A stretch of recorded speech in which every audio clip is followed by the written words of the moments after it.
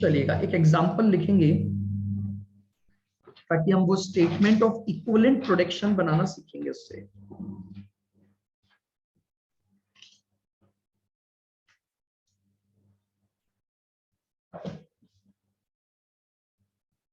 Example लिखें,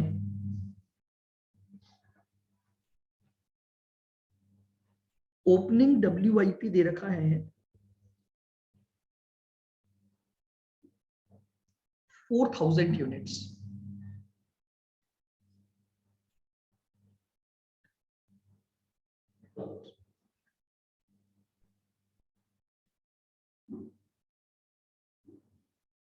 units introduced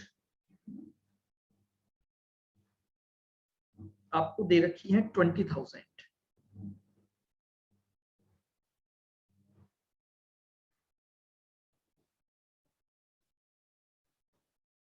normal loss 5% of units introduced.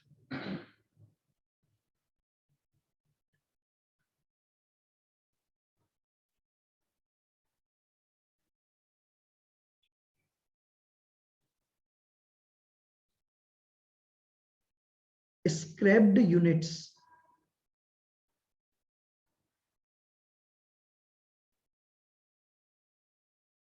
1200।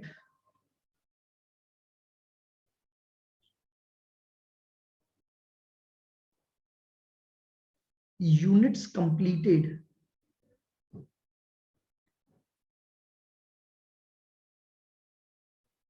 units completed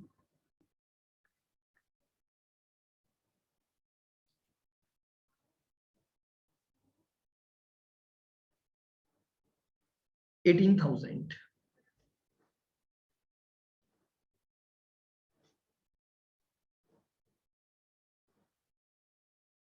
degree of completion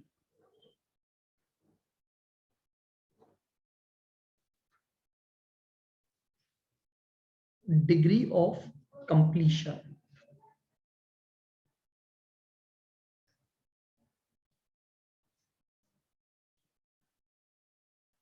सबसे पहला column element of cost,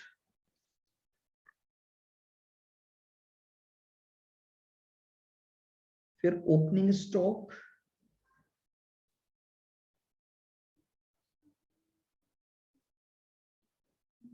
फिर abnormal loss,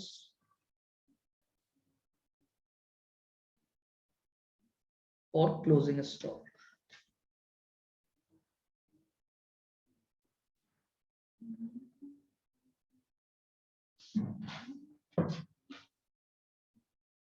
material के respect में आपको दे रखा है ओपनिंग स्टॉक 100%,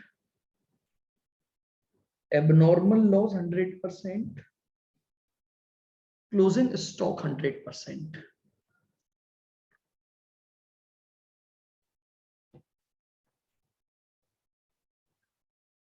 लेबर 80%, 70% और 50%।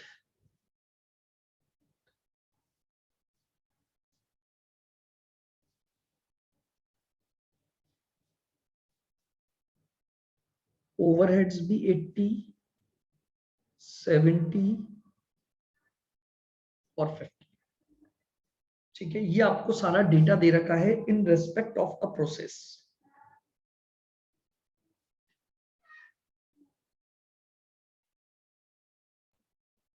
Prepare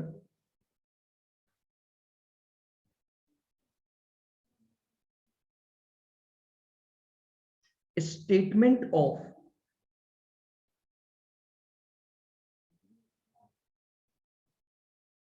equivalent production units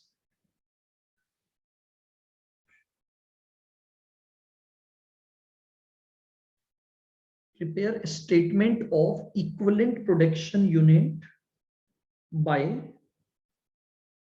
FIFO method। हमें फीफो मेथड से क्या बनाना है, इक्विवेलेंट प्रोडक्शन का स्टेटमेंट बनाना है। ठीक है, ये आपको डेटा दिया हुआ है। सबसे पहले तो हम ये चेक करते हैं क्या हर सिचुएशन में लेबर और ओवरहेड का डिग्री ऑफ कंप्लीशन इक्वल है। देखो ओपनिंग में 80-80 है, एबनॉर्मल लॉस में 70-70 है, और क्लोजिंग स्टॉक में आपके पास 50-50 है। तो इसका मतलब जब हम फॉर्मेट बनाएंगे तो लेबर और ओवरहेड का क्या बनाएंगे, एक सिंगल कॉलम बना देंगे। तो चलिए सॉल्यूशन में सबसे पहले तो बनाते हैं फॉर्मेट।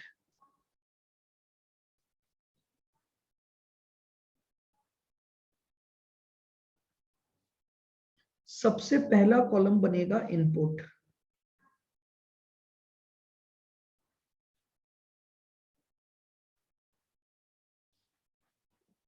फिर आउटपुट,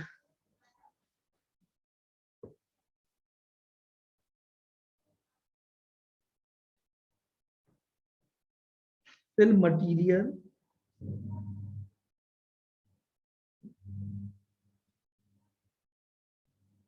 फिर लेबर एंड ओवरहेड्स,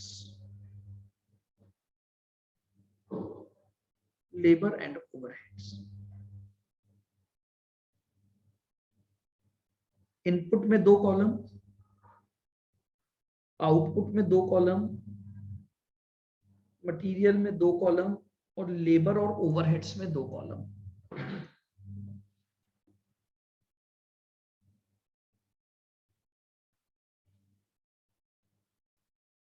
पर्टिकुलर और यूनिट्स। आउटपुट में भी इसी तरह से आपके पास आ जाएगा पर्टिकुलर और यूनिट्स। तो इनपुट में आ गया पर्टिकुलर यूनिट्स, आउटपुट में भी आपके पास क्या आ जाएगा, पर्टिकुलर और यूनिट्स। फिर मटेरियल में आ जाएगा परसेंटेज और यूनिट्स, और लेबर और ओवरहेड में भी आ जाएगा आपका परसेंटेज एंड यूनिट्स।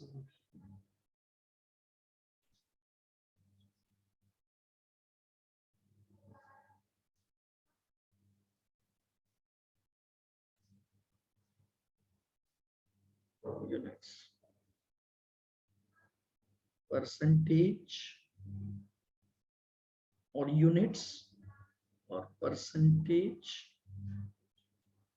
चलिए सबसे पहले हम बताइए हमारे पास ओपनिंग WIP कितना है। तो ओपनिंग WIP की यूनिट आपको दे रखी है 4000। तो पर्टिकुलर में तो मैंने डाल दिया ओपनिंग WIP, और यूनिट्स में आ गया मेरे पास 4000। उसके बाद मैंने न्यू यूनिट्स कितनी लगाई, तो मैंने इनपुट में न्यू यूनिट्स डाल दी 20,000।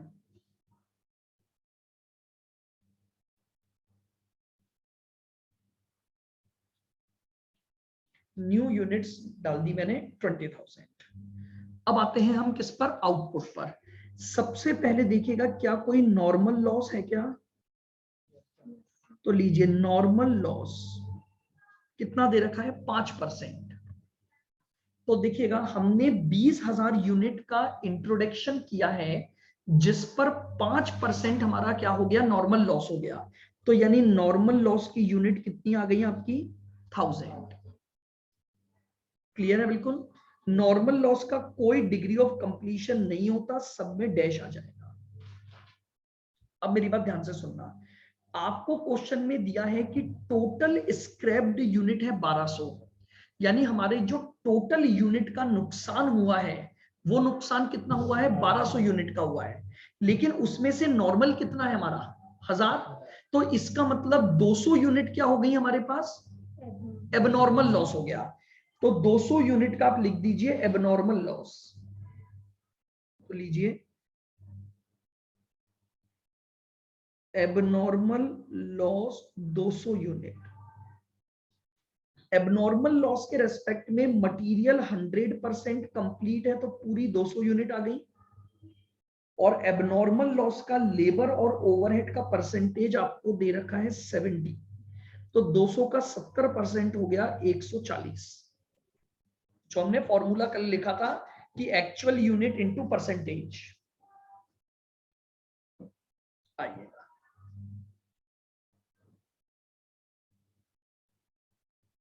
यूनिट्स कंप्लीटेड, अब हमें इसको समझना है यूनिट्स कंप्लीटेड को।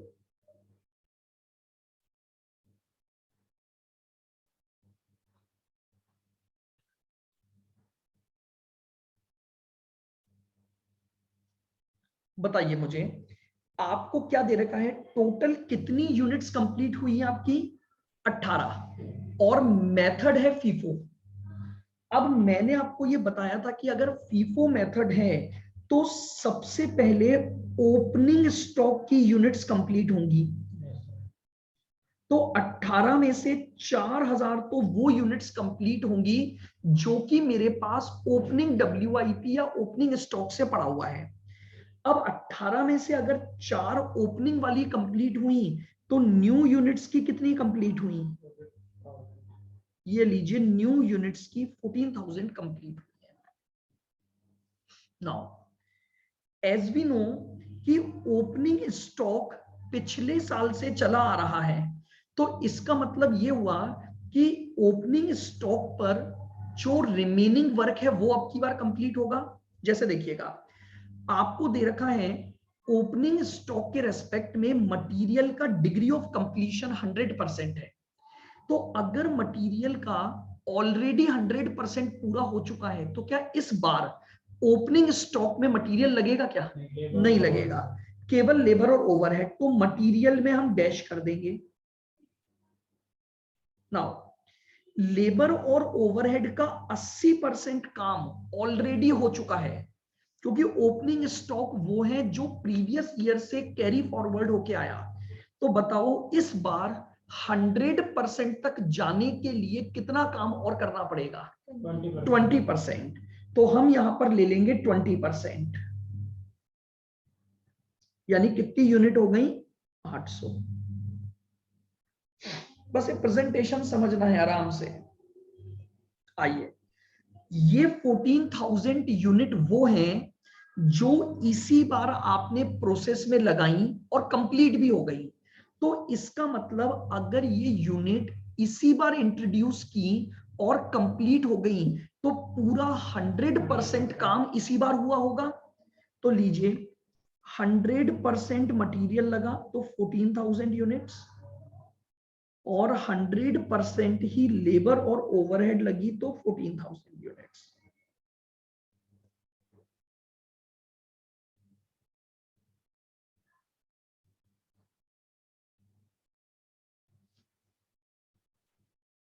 बोलिए क्लियर बिल्कुल, आ जाओ। अब हम देखते हैं कि हमारे पास इनपुट तो चॉइस था और आउटपुट भी चॉइस होना चाहिए। तो अब हम ये निकाल लेंगे कि हमारे पास क्लोजिंग WIP या क्लोजिंग स्टॉक कितना बच रहा है। तो देखो टोटल करो कितना हो गया, ये हो गया 14 और 4 18, 18 और 1 19,200। तो अगर मैं 24,000 में से माइनस कर दूंगा 19,200, इसका मतलब मेरे पास क्लोजिंग कितना बचा, 4,800।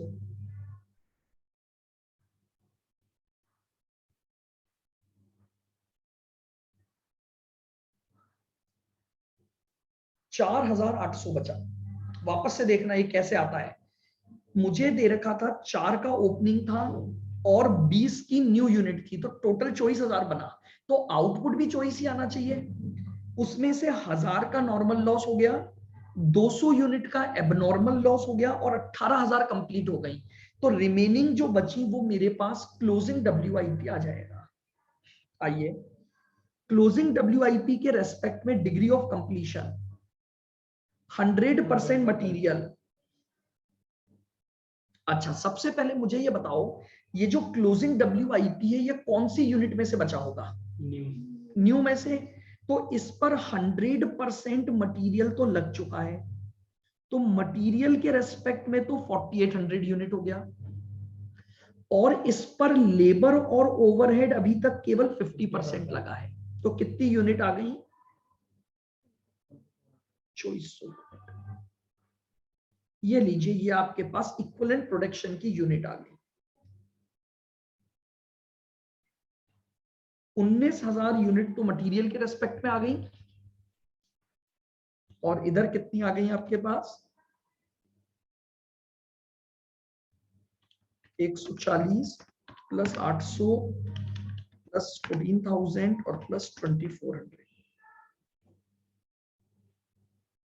1734।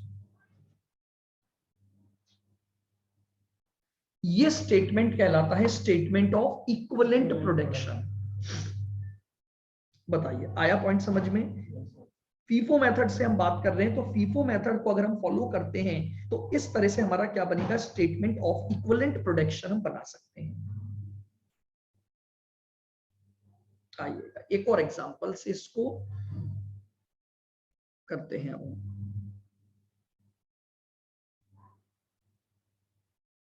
लिखिएगा एग्जांपल।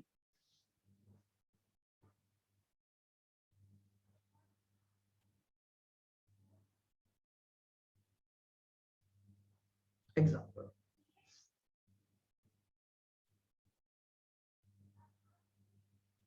ओपनिंग WIP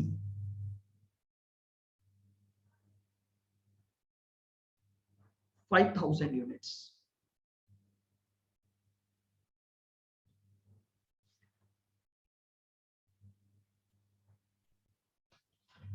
इसका डिग्री ऑफ कंप्लीशन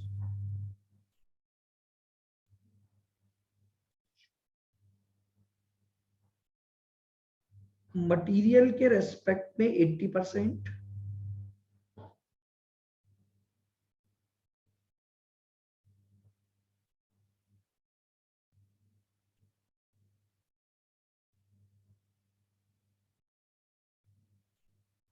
और लेबर और ओवरहेड्स के केस में 50%।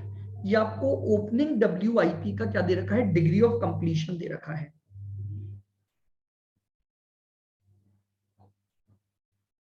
न्यू यूनिट्स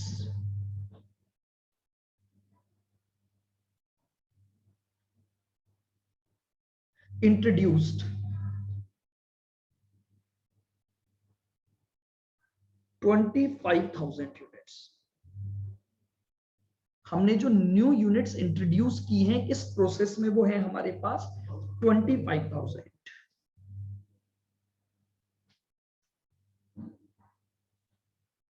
नॉर्मल लॉस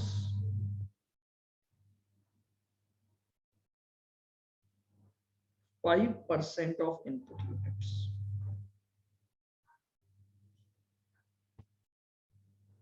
जितनी यूनिट्स हमने इंट्रोड्यूस की उस पर 5% हमारा नॉर्मल लॉस आएगा।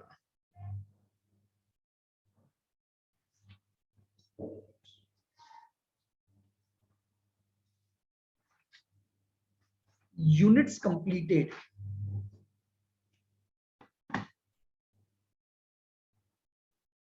25,000।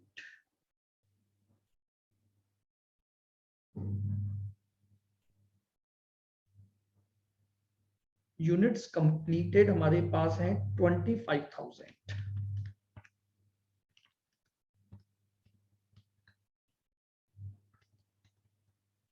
लिखे closing WIP 3,500 units.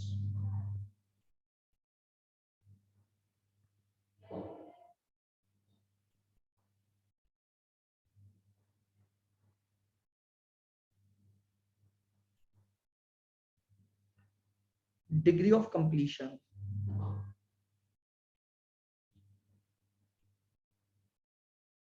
Degree of completion आपको दिया हुआ है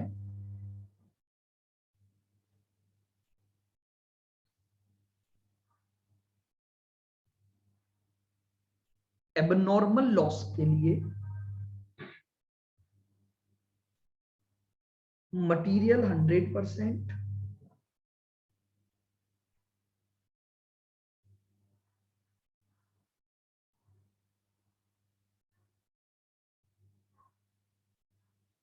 और लेबर और ओवरहेड्स 80%।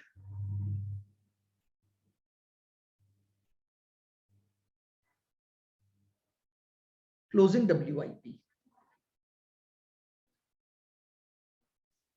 मटेरियल 100%, लेबर 50%, और ओवरहेड 50%। ये आपको क्लोजिंग WIP का परसेंटेज दिया हुआ है।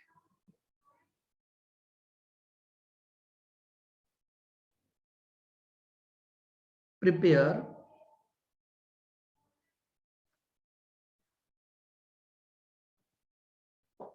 Statement of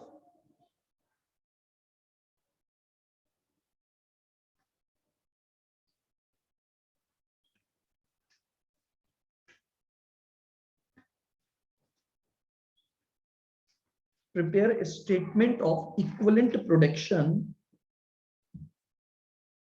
units by FIFO method। लीजिए एक और एग्जांपल हमारे पास है, इसमें भी हमें क्या बनाना है, स्टेटमेंट ऑफ इक्विवेलेंट प्रोडक्शन बनाना है by using the FIFO method.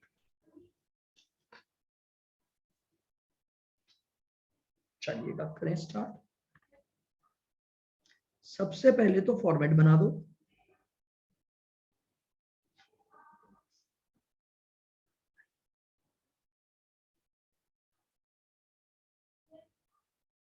Input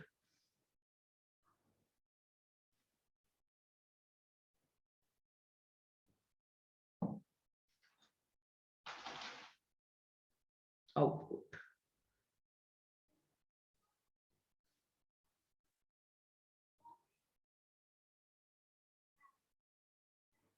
material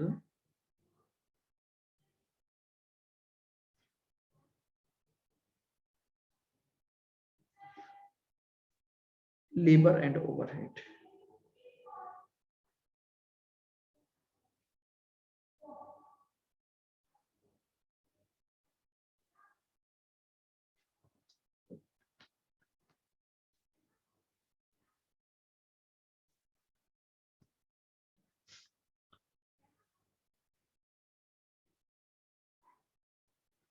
particular और यूनिट्स, पर्टिकुलर यूनिट्स, परसेंटेज और यूनिट्स, और लेबर और ओवरहेड में भी परसेंटेज और यूनिट्स।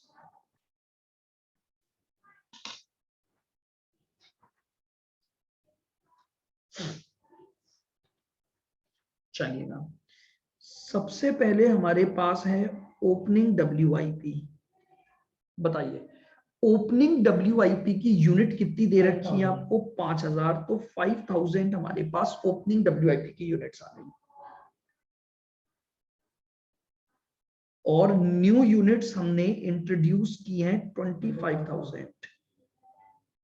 ये तो हमारे पास क्या हो गया, इनपुट का डेटा हो गया।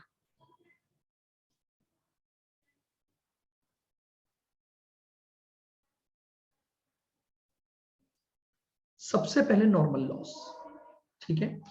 अब हमारे पास जो नॉर्मल लॉस है वो कितना है, 5% ऑफ इनपुट। तो 25,000 का 5% हो गया 1250 यूनिट। इसका कोई डिग्री ऑफ कंप्लीशन नहीं होगा, तो आपके पास डैश आ गया।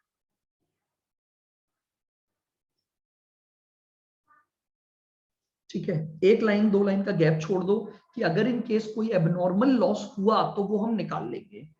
अब मुझे बताओ यूनिट्स कंप्लीटेड कितनी है, यूनिट्स कंप्लीटेड। अब समझना, आपकी 25,000 यूनिट कंप्लीट हुई है और आपको फीफो मेथड फॉलो करना था, तो इसमें सबसे पहले तो ओपनिंग WIP कंप्लीट होगा 5,000 का, और फिर न्यू यूनिट्स कंप्लीट हुई होंगी 20,000 की।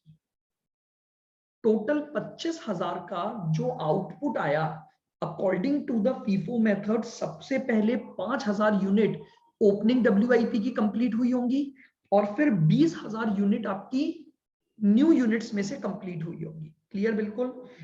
अब जरा ओपनिंग WIP पर चेक करते हैं, तो देखिएगा ओपनिंग WIP के रेस्पेक्ट में दे रखा है कि मटेरियल 80% कंप्लीटेड है। इसका मतलब 100% तक जाने के लिए मुझे अभी 20% काम और करना पड़ेगा। तो यानी मटेरियल में मेरे पास इस बार 20% का डेटा आ गया, यानी कितनी यूनिट? 1000 यूनिट हो गई। और लेबर और ओवरहेड में 50% काम कंप्लीट हुआ है, तो इसका मतलब 50% अब कंप्लीट होगा, तो 2500 यूनिट आपके पास इक्विवेलेंट यूनिट्स आ गए। वापस से देख लेना, मटेरियल के रेस्पेक्ट में 80% कंप्लीशन दे रखा है, तो 100 तक जाने के लिए अब कितना और काम करना पड़ेगा? 20% काम और करना पड़ेगा। क्लियर? और लेबर और ओवरहेड में 50% हो चुका है, तो अब कितना और करना पड़ेगा? 50% आपको और करना पड़ेगा। आ जाइए, न्यू यूनिट इसी बार लगाई और इसी बार कंप्लीट हो गई, तो इसका मतलब 100% तो मटेरियल लग गया और 100% ही आपके लेबर और ओवरहेड लगे होंगे।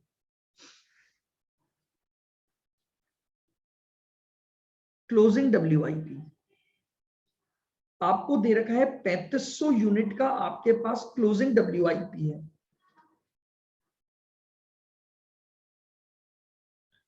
क्लोजिंग WIP पर मटेरियल 100% लग चुका है, तो मटेरियल के रेस्पेक्ट में 3500 यूनिट और लेबर और ओवरहेड के लिए कितना दिया है? 50%।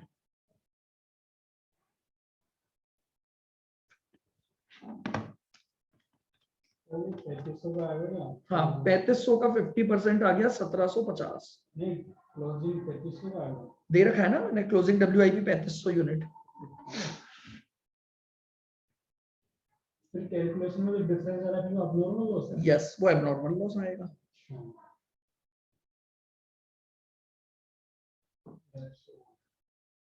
अब हमें पता है इनपुट का टोटल था 30,000,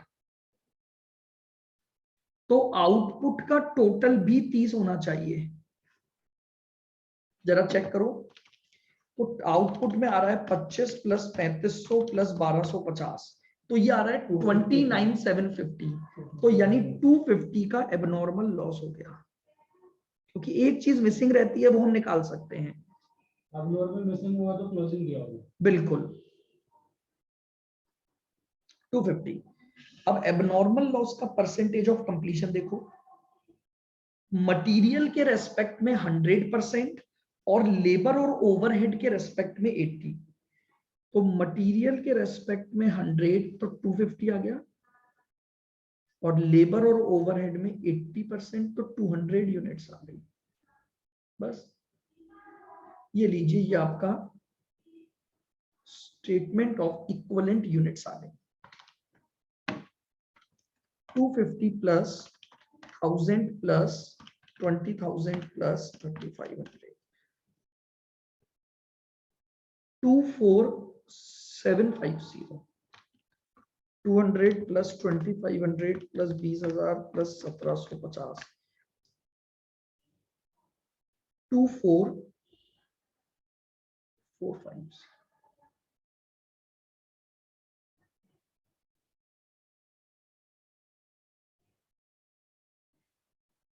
अब बताइए आप, क्या स्टेप नंबर 1 क्लियर है? बिल्कुल। हमने ये जो पढ़ा था वो था हमारी स्टेप नंबर 1। देखिएगा, पीछे जाते हैं थोड़ा, तो हम ये पढ़ रहे थे कि जब WIP के वैल्यूशन के लिए जो एंटिटी है वो फीफो मेथड फॉलो कर रही है, तो मैंने आपको सबसे पहले स्टेप 1 समझाई, prepare a statement showing calculation of equivalent units. तो हमने इक्विवेलेंट यूनिट्स बनाना सीख लिया। अब हम आते हैं स्टेप नंबर 2 पर। जब ये स्टेटमेंट बन चुका है, तो उसके बाद स्टेप नंबर 2 क्या लगेगी हमारी? लिखें स्टेप 2।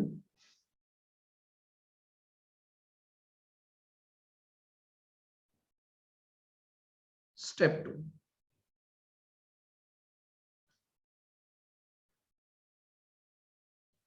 कैलकुलेट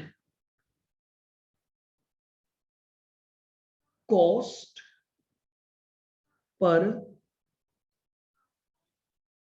इसमें परसेंट लिखते हैं ना, अपन परसेंटेज कितना वर्क हो गया। हाँ, तो जितना हो गया वो लिखते हैं, जितना पेंडिंग है वो लिखते नहीं, जितना हो गया, डिग्री ऑफ कंप्लीशन का मतलब होता है वो परसेंटेज जो काम हो चुका है आपका। हैं। तो फिर लास्ट में ओपनिंग स्टॉक में लेबर वाले में 80% हो गया था, बट आपने 20% लिखा। या शायद मैंने नहीं, ओपनिंग में ना, किस पे बोल रहे हो? जिससे पहले वाला बनाया था, देखो सर 20% लिखा था लेबर में, देखो ओपनिंग स्टॉक के लेबर। हाँ, तो ओपनिंग स्टॉक का कितना काम हो चुका था? 80 हो चुका ना। 80 तो लिखना था ना, 80 जो हो गया वो थोड़ी अब जो करेंगे इस बार। मुझे बताओ ओपनिंग स्टॉक क्या होता है? लास्ट ईयर का होता है, जो लास्ट ईयर का क्लोजिंग है। तो अगर बिगनिंग में मैं आपसे ये बोल रहा हूं कि 80% काम हो चुका है, तो वो काम कब हुआ होगा? मतलब इसी में चेंजेस होगा 20% जितना पेंडिंग है। एक्चुअली में अपन ये जो बनाते हैं ना स्टेटमेंट ऑफ इक्विवेलेंट प्रोडक्शन, ये बताता है इस पर्टिकुलर पीरियड में कितना काम होना है। तो जैसे मान लो ओपनिंग स्टॉक है, तो ओपनिंग स्टॉक पर तो डिग्री ऑफ कंप्लीशन देने का मतलब क्या हुआ कि ये काम पिछले साल ही हो चुका था, तो बचा हुआ काम ही इस बार होगा। ये हमेशा ध्यान रखना होता है, ओपनिंग में ही आती है ये समस्या।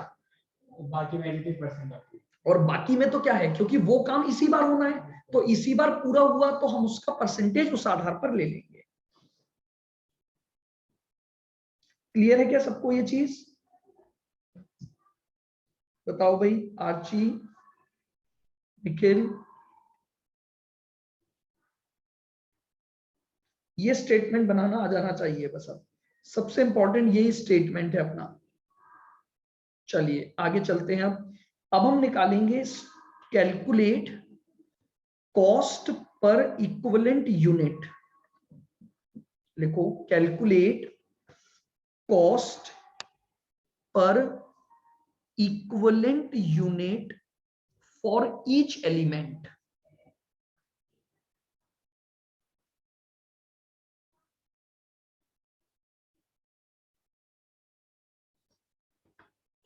Calculate cost per equivalent unit for each element, यानी अब हम पर यूनिट की कॉस्ट निकालेंगे। और आपको ये पता है कि पर यूनिट की कॉस्ट कैसे निकलती है? Total cost divided by number of units. तो उससे हमारे पास क्या आ जाएंगी? पर यूनिट की हमारे पास कॉस्ट आ जाएगी। ठीक है, for each element.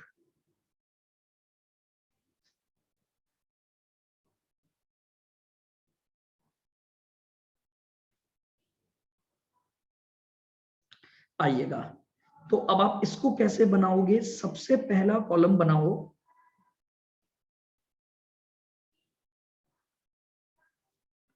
Element of cost.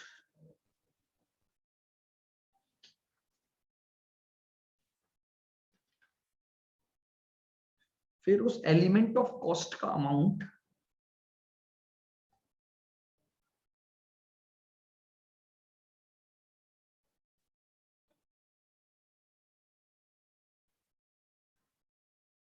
Number of equivalent units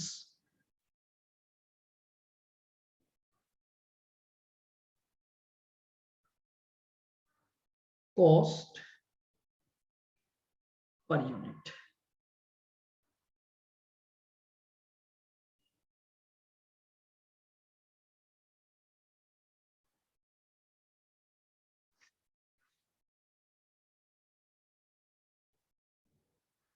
ये एक स्टेटमेंट हमें बनाना पड़ता है पर यूनिट की कॉस्ट निकालने के लिए। देखिएगा, सबसे पहला जो हमारा कॉस्ट एलिमेंट होता है वो होती है मटेरियल कॉस्ट।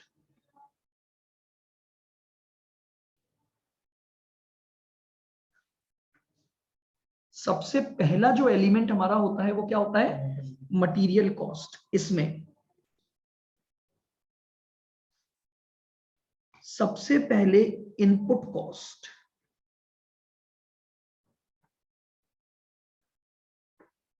फिर इसमें प्लस कर देंगे additional material cost,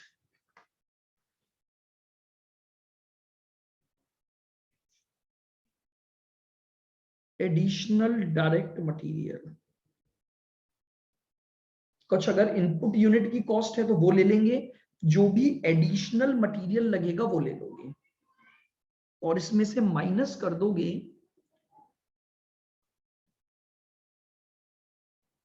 scrap value of normal loss. वो हमारी कॉस्ट को कम कर देगा। अगर नॉर्मल लॉस की यूनिट से आपको कोई स्क्रैप रियलाइजेशन हो रहा है तो वो हमारी कॉस्ट की रिकवरी होती है, तो वो हमारी कॉस्ट को कम कर देगा। ये हमारे पास मटेरियल की नेट कॉस्ट आ गई। नाउ मटेरियल की इक्विवेलेंट यूनिट, ध्यान से देखना, आपने ऑलरेडी इधर ये निकाली हुई है जैसे, तो अगर मेरे पास कॉस्ट आ गई और नंबर ऑफ इक्विवेलेंट यूनिट्स मैं ऑलरेडी निकाल चुका हूं, तो यहां पर मैं लिख दूंगा उसकी इक्विवेलेंट यूनिट्स।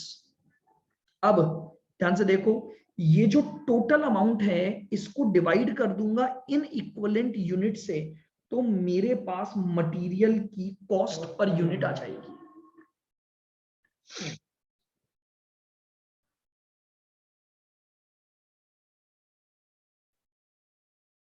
ये मेरे पास मटेरियल की कॉस्ट पर यूनिट आ जाएगी। आइए बी एलिमेंट, मेरे पास है लेबर कॉस्ट।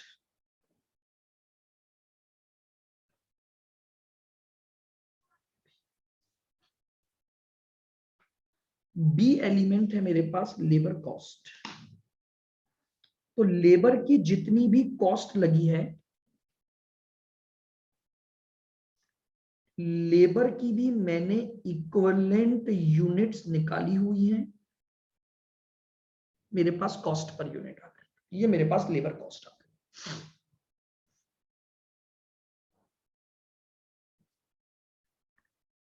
क्लियर? सी,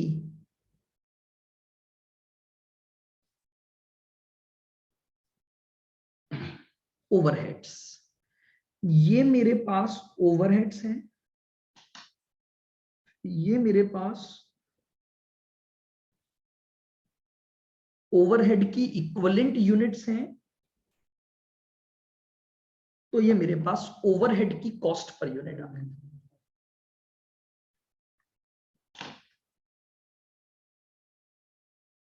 ये लीजिए, ये हमारे पास सेकंड स्टेटमेंट यानी स्टेप नंबर 2 हो गई।